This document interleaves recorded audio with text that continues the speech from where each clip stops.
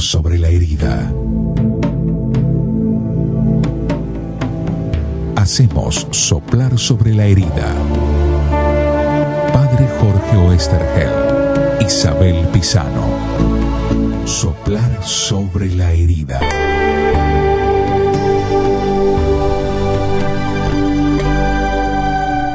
Lo que realmente los movía no era lo ideológico, por lo menos claramente en el caso de Angelelli, sino su opción por el Evangelio y su estar al lado de la gente. Él, estando al lado de la gente, veía lo que veía y decía lo que veía. Auspician este programa.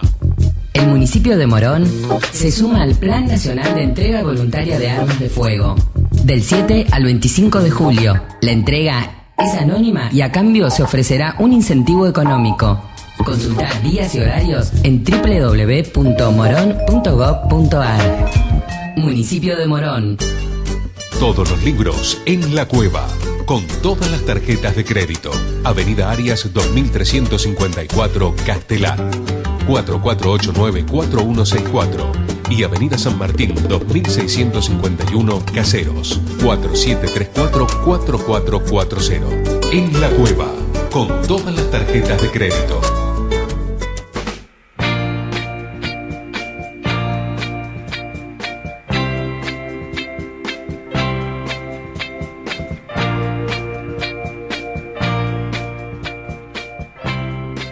Hola, ¿qué tal? Estamos nuevamente en Soplar sobre la herida.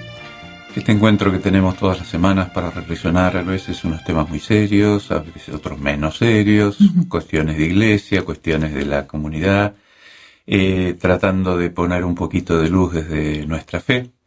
Y estoy como siempre con Isabel Pisano. ¿Cómo estás, Isa? Bien, muy bien.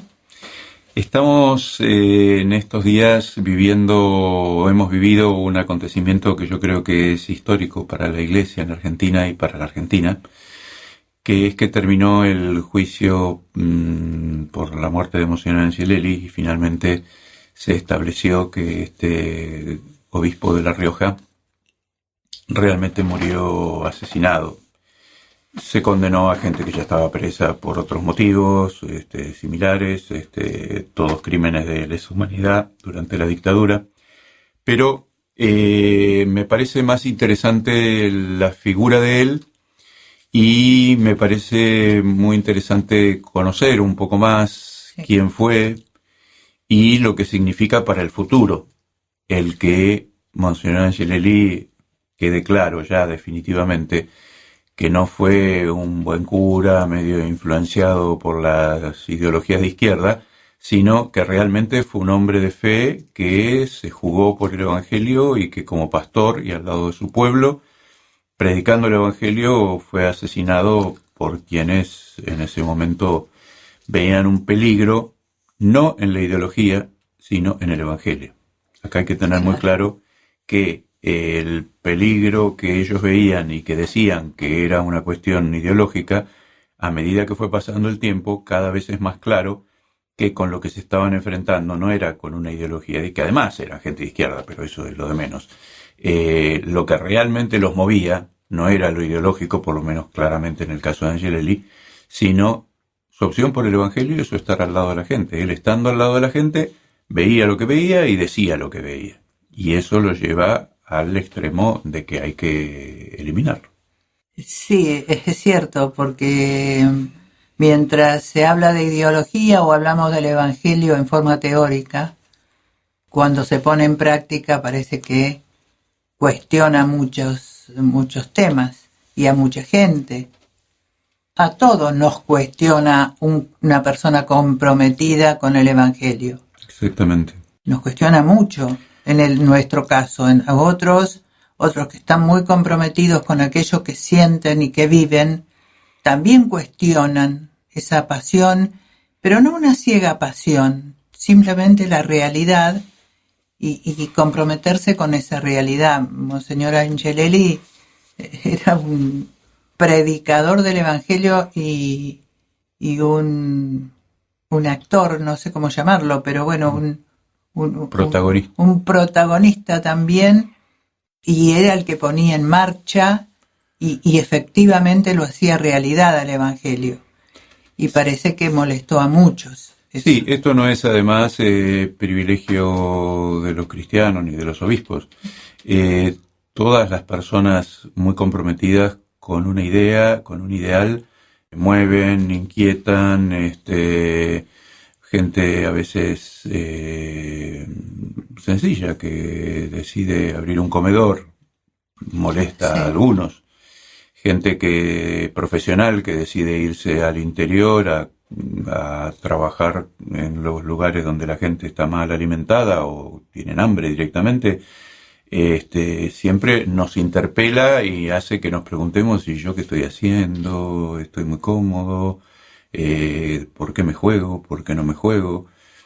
Esto es muy importante en un tiempo en donde toda la cultura que nos rodea nos lleva a no jugarnos por nada, a pasarnos en la vida en la pavada, a creer que las cosas no tienen posibilidad de cambio, que el mundo es así y bancátelo, y si tenés suerte estás de un lado y si tenés mala suerte estás del otro. Cada persona que desde una institución o por su cuenta, sea en la Iglesia Católica o en el Ejército de Salvación o en la Cruz Roja, se juega por algo y deja su comodidad para abrir los ojos hacia las necesidades de los demás, nos mueve y nos... Ahora que dije abrir los ojos, me acordé que leyendo el documento del Papa, Evangelii Gaudium, la alegría del Evangelio, en un momento dio una frase muy linda y dice: cuando uno cierra sus ojos al prójimo, al que deja de ver es a Dios. Y lo dice hablando de esas piedades de gente que reza mucho y que cierra mucho los ojos y está en las iglesias con cara de dolor de barriga. Cuando estás muy metidito para adentro y con los ojos cerrados y no ves al prójimo, te quedas sin ver a Dios.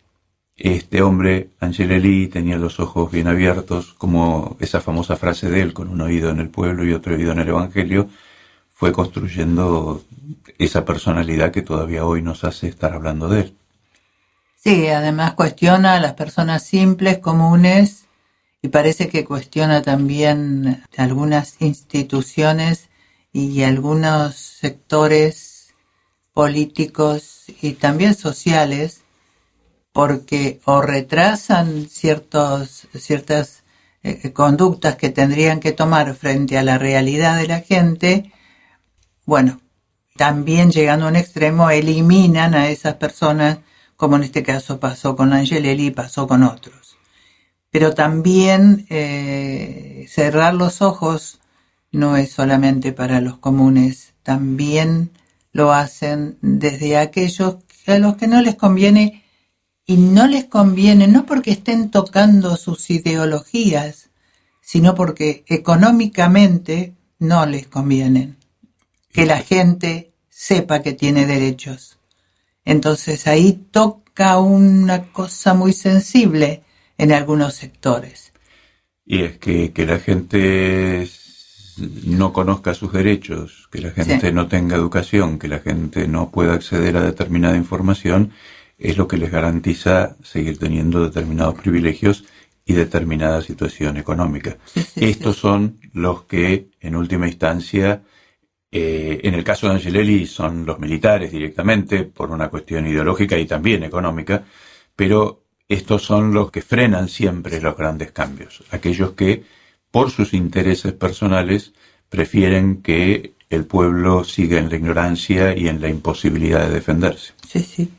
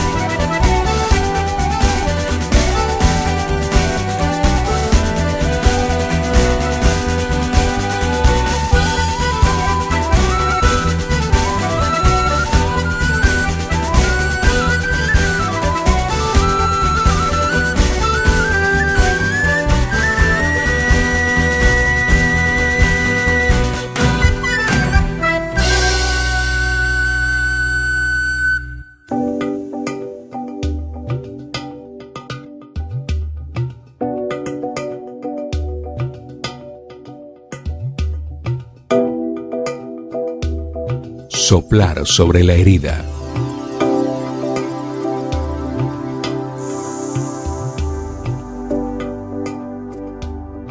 Una faceta que no es conocida de Monseñor Angelelli es que escribía poemas. Escribía poemas y hablaba de la realidad también en los poemas, como algunos autores escriben canciones. Y lo lindo es que tenemos esos poemas. ¿Por qué no los compartís un poquito? Muchos escribió. Sí, este se llama El hombre proyecto de pueblo.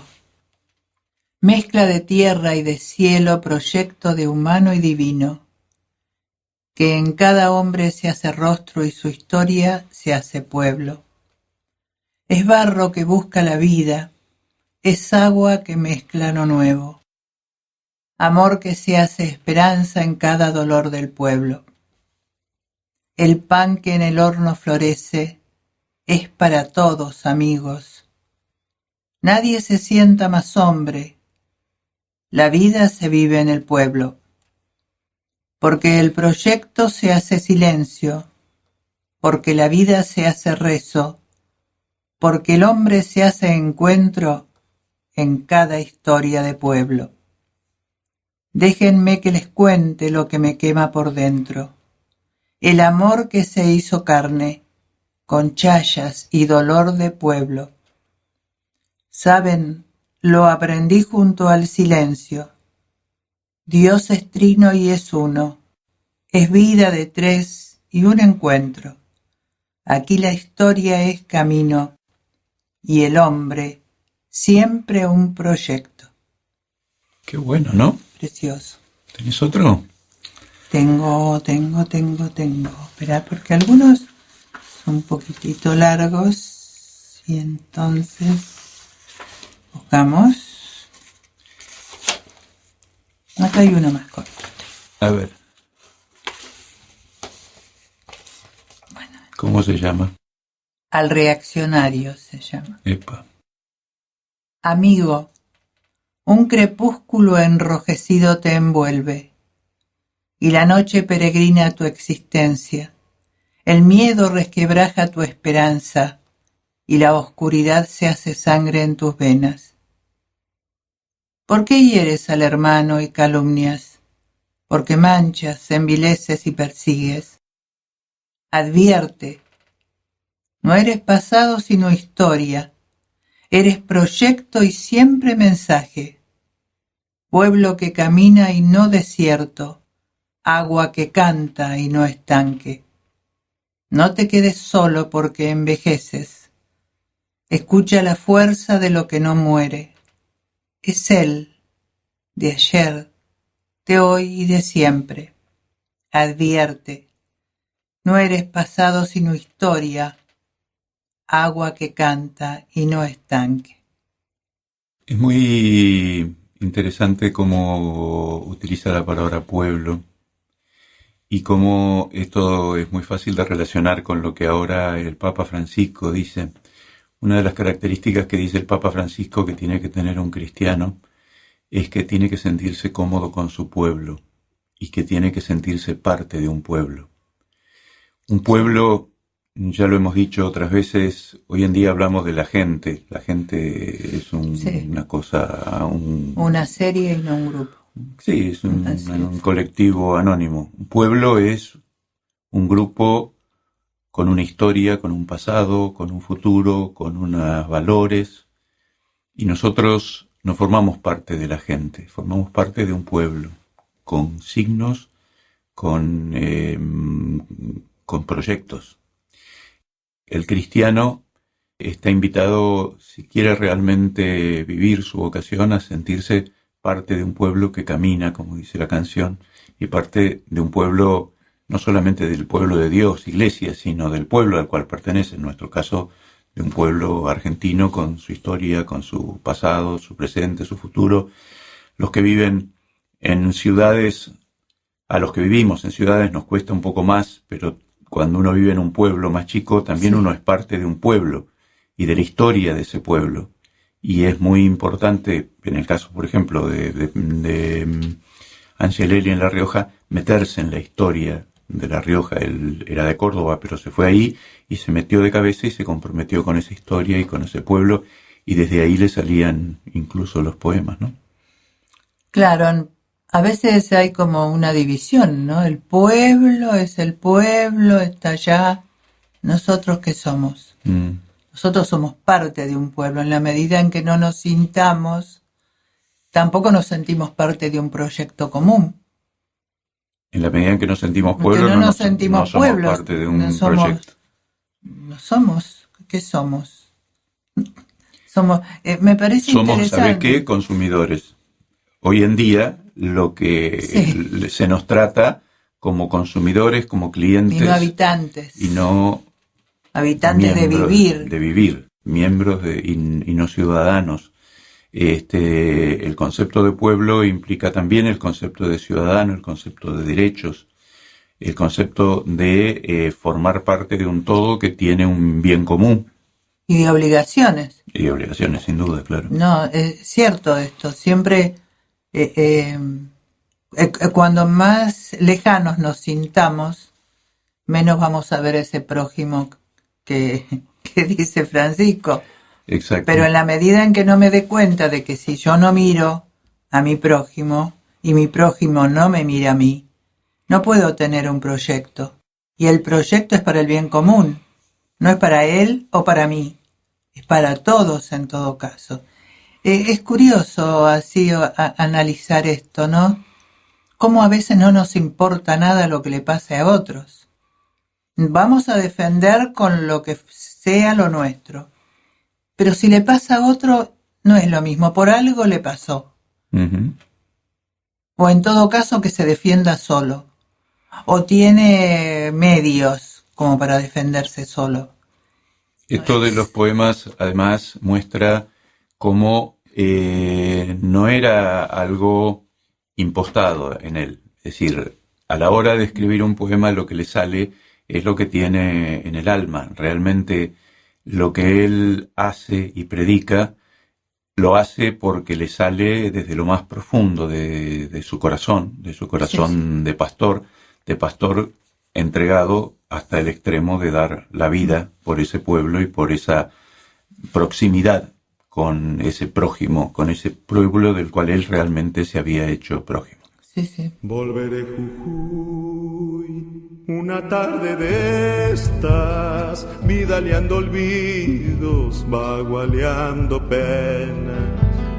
Subiré por Yala, monteando en silencio, pa' volverme runa, golpeando los cueros. Fiera la distancia, Barbarita cruzola en Purmamarca. Tiempos de cosecha me están esperando, machetes calientes, gritos de chaguanco. Se oye en el talar coquear la esperanza. Subió un viento indio por las lechiguanas. Ay, pim, pim de sueños, vientre de la tierra, llévame pa' dentro. Volver Jujuy en Gualichao, a tus montañas de pan mineral, y en la luna dejar todo mi corazón desvelado.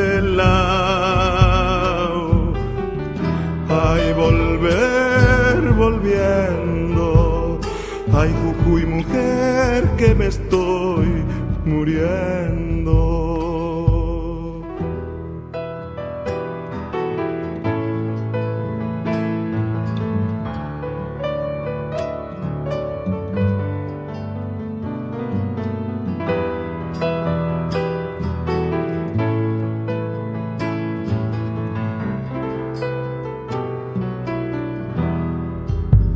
Si por Casabindo anda un toro suelto, mírale en las guampas su sueño minero. Si por Calilegua llora una mataca, déjame que bese su sombra gualamba. Silban las tembetas, devuélveme al fuego de mi tierra agraria. Rengo Mayagray, aguanta la marcha, alentame el vino, descorchame el alma. Marchemos con duendes, todas las guitarras, subamos al Inca por las tilcariadas. Truene el erque macho, un rumor de estrellas sube por Lozano. Volver Jujuy en Gualichao, a tus montañas de pan mineral, y en la luna dejar todo mi corazón desvelado. Ay, volver volviendo, ay, Jujuy mujer que me estoy muriendo.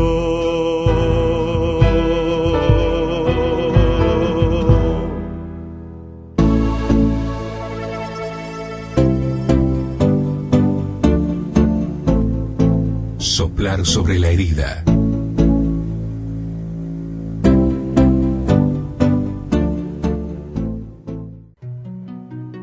En el año 64 tuvo algunas tensiones con la iglesia cordobesa, porque hubieron reportajes a unos sacerdotes y Monseñor Angelelli salió a apoyar eso en lo cual él creía. Soplar sobre la herida.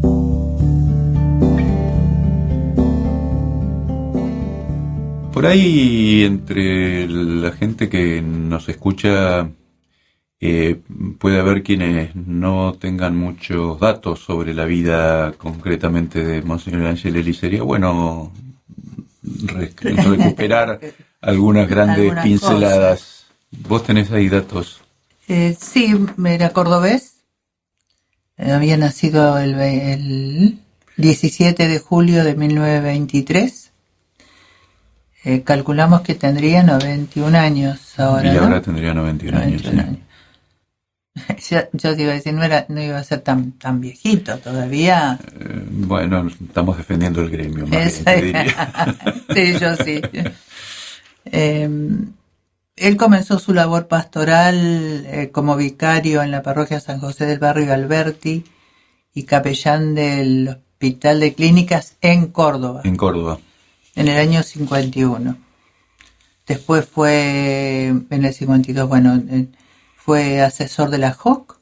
La Juventud Obrera Católica. Qué increíble, desapareció la Juventud Obrera Católica, al menos acá, ¿no? Me estaba dando clases también de Derecho Canónico y Doctrina Social en la universidad. Después,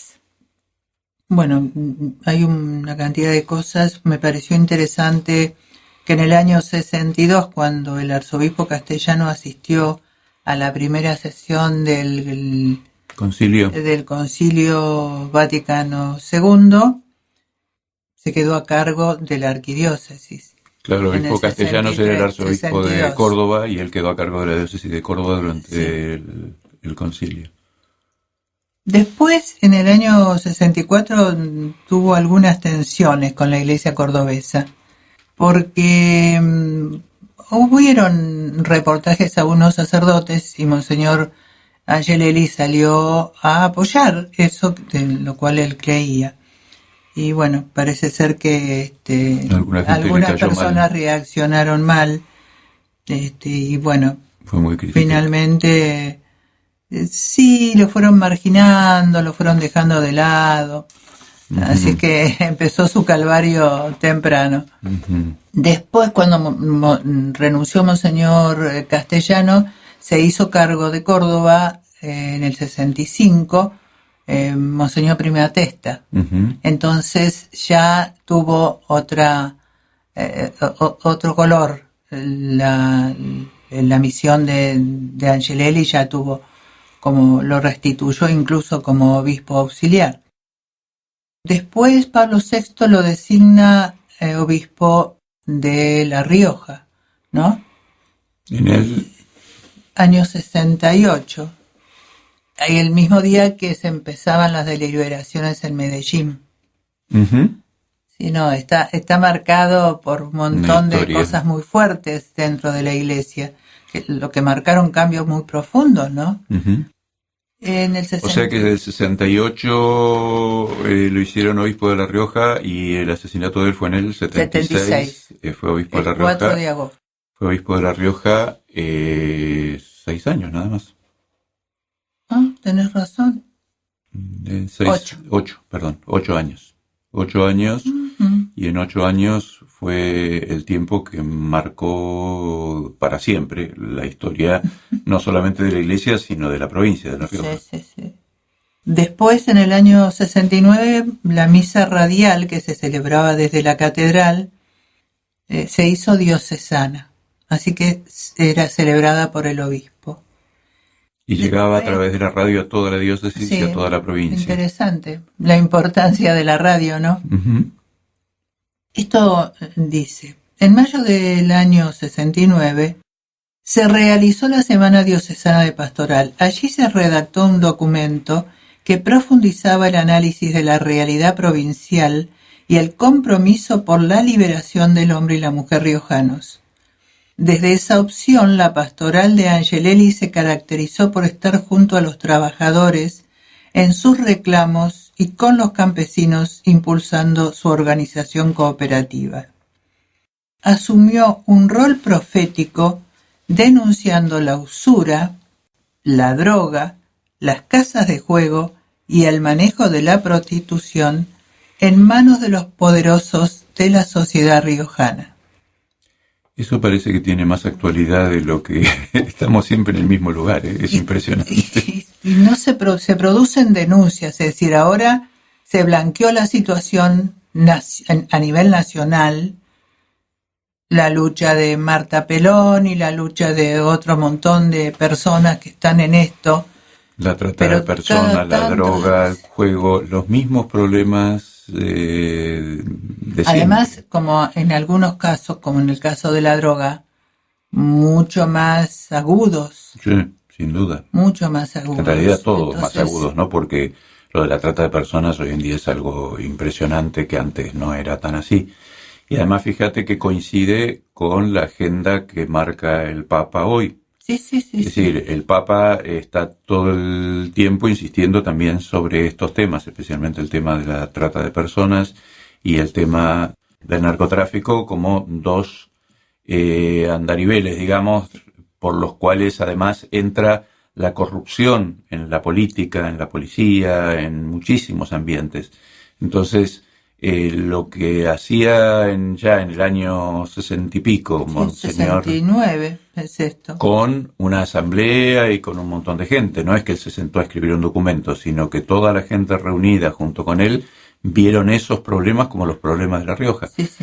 Bueno, no es poco, y ser profeta es justamente eso, es mirar el fondo del problema y anticiparse en la formulación de la denuncia, ¿no? Evidentemente hubo muchos oídos cerrados. Y sí. Y además ojos cerrados y bocas cerradas. Y bocas. Por conveniencia, ¿no? Bueno, la verdad es que ha sido una vida, después sigue con sigue. termina al final en el martirio, pero una vida realmente al servicio de Dios y del Evangelio. Así es.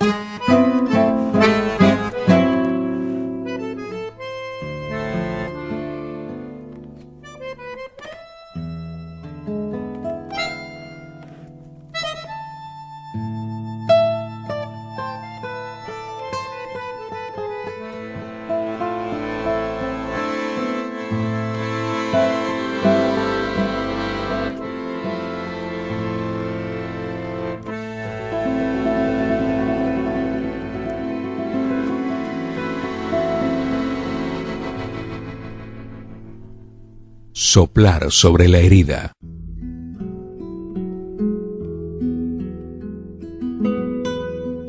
En el Evangelio tenemos muchas frases que nos hablan de dar la vida y tenemos por encima de todo el testimonio del mismo Jesús dando la vida. Pero si buscamos un texto probablemente el más cercano y hasta diría tierno, es ese pasaje en el que Jesús dice que nadie tiene más amor que el que da la vida por sus amigos. Me gusta unir la palabra amigo a dar la vida. Le da hasta un tono de ternura. No es solamente política, no es solamente conciencia religiosa, no es solamente convicciones, es amistad, es afecto. En realidad, la entrega de la vida es porque hay un valor más grande que la propia vida, y ese valor más grande que la propia vida es el valor de la otra persona que es vista como más valiosa que uno mismo. En el caso de Angelelli, todo un pueblo, en otros casos otras personas, porque es lo mismo que la madre que da la vida por su hijo, no solamente porque se muere, sino porque realmente pone toda su vida al servicio del hijo. En realidad, lo que nos hace verdaderamente felices y libres es ese dar la vida. Lo que nos aísla y nos deja angustiados, tristes, temerosos, es el querer salvarnos nosotros por nuestra cuenta en lugar de entregar abrir el corazón, abrir la mano, abrir las puertas, abrirnos a los demás, mirar al otro. Sí, esto de dar la vida por los amigos a veces se confunde un poco, ¿no? Con esto de dar la vida un día que te pegan un tiro, que es tan claro en Angelelli esto. Él después termina perdiendo la vida, pero mientras tanto, desde que es pastor y seguramente desde que es cura, desde que fue cura, siempre estuvo dando la vida todos los días, tomando además decisiones y actitudes y estando con la gente y dando permanentemente su tiempo y seguramente su conocimiento, su compañía, diría, su compañía en cuanto a comprometerse. Su cercanía. A comprometerse con la vida de la gente de La Rioja o de Córdoba, porque no empezó en La Rioja, pero... Sí, me parece bueno también llevarlo a un terreno más cotidiano, como es el de la familia, el del trabajo, sí, el de las instituciones. Uno puede estar en su casa o en la oficina abierto y conectado y con ganas de estar al servicio y buscando la manera de comprometerse y ayudar, o puede estar a retaguardia, calculando, mirando, viendo si me conviene, si no me conviene, qué hago, qué no hago.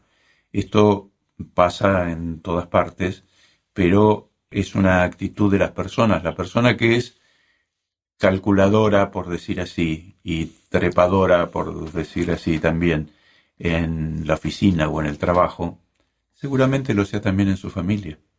Es una característica de él. El estar a la defensiva, normalmente es gente que tiene miedo, es gente insegura. En cambio, la persona que se entrega, que es generosa, que no está calculando, que no tiene miedo, lo hace en todos los ámbitos de la vida.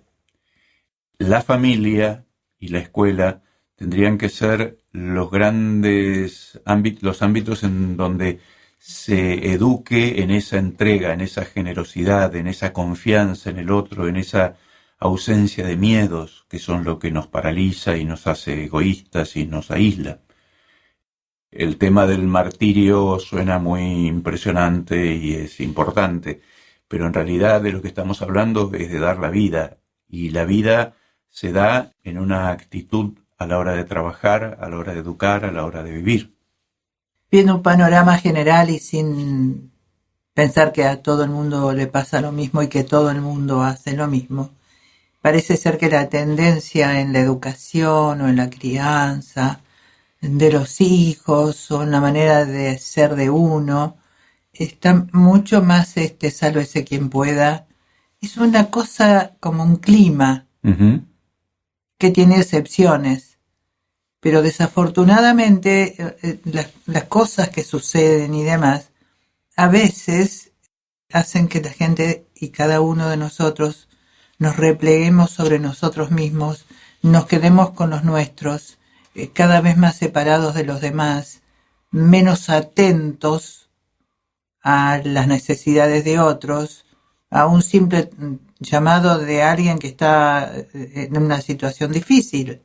A ver quién es y a ver si uno piensa mucho. No hay que ser un caído al catre, pero digo, hay momentos en que vos te das cuenta, hay alguien que necesita, pero porque tengo miedo, entonces no lo hago, no lo ayudo. Es curioso y hay cosas que son posiblemente y exageradas, ¿no? Pero he observado algunos videos que te mandan de tipos que hacen pruebas en la calle. Se tiran en la calle a ver qué hace la gente cuando ellos están en el suelo. Y pasan. Otros se paran, observan. Pero es como una sensación de que no existimos. Es que ese es el gran mal de nuestra época y es una de las características más terribles que tiene la cultura en la que estamos, y uno de los temas en los cuales vamos más a contramano los cristianos, o deberíamos ir más a contramano los cristianos. El texto de Jesús, la parábola del buen samaritano, de aquel que se detiene, se conmueve, ayuda al que está caído en el camino, es un texto muy utilizado por este Papa y muy utilizado en estos tiempos y muy necesario de reflexionar. ¿De quién nos hacemos prójimo? ¿A quién nos acercamos? ¿Quién es el que realmente nos interesa? No podemos vivir atrapados por el miedo. La cultura en la que estamos quiere convencernos de que todo hay que tomarlo con pinzas y que hay que animar, hay que jugarse. Hasta cuando vemos al Papa andando sin protección por la calle, y bueno, y si te pegan un tiro, querido, vos sos el Papa y te jugaste. Claro, pero es que necesitamos romper esa cantidad de miedos que nos paralizan, porque nos van paralizando como de a poco y van haciendo que todo lo contrario de la entrega de la vida, el cuidarnos, el encerrarnos, y entonces sí que por no entregar la vida la perdemos.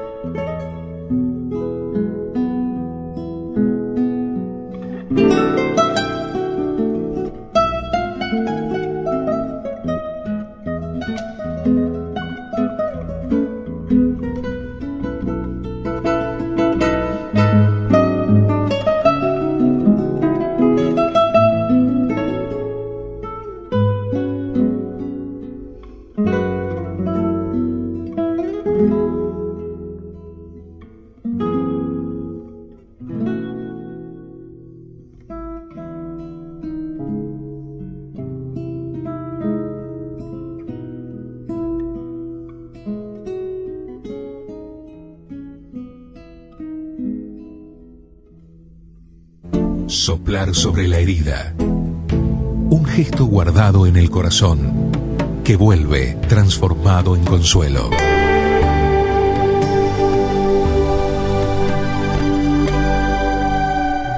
Estamos terminando otro programa de Soplar sobre la herida.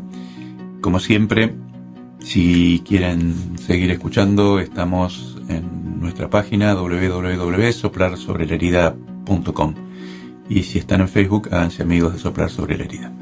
Sí, es importante que lo recuerde siempre porque están todos los programas. Así es que si quieren encontrarnos nuevamente, allí estamos también. La vez pasada en uno de los comentarios decían que lo iban a usar para un encuentro que tenían en un colegio, creo, o algo por el estilo. La verdad que es una gran satisfacción. Y agradecemos los mensajes que realmente nos vienen muy bien porque son muy estimulantes. Muchas gracias por ellos y ahora los invito para el próximo programa de Soplar sobre la herida. Hacemos Soplar sobre la herida. Padre Jorge Oesterheld, Isabel Pisano, edición Enrique Di Masi. Soplar sobre la herida.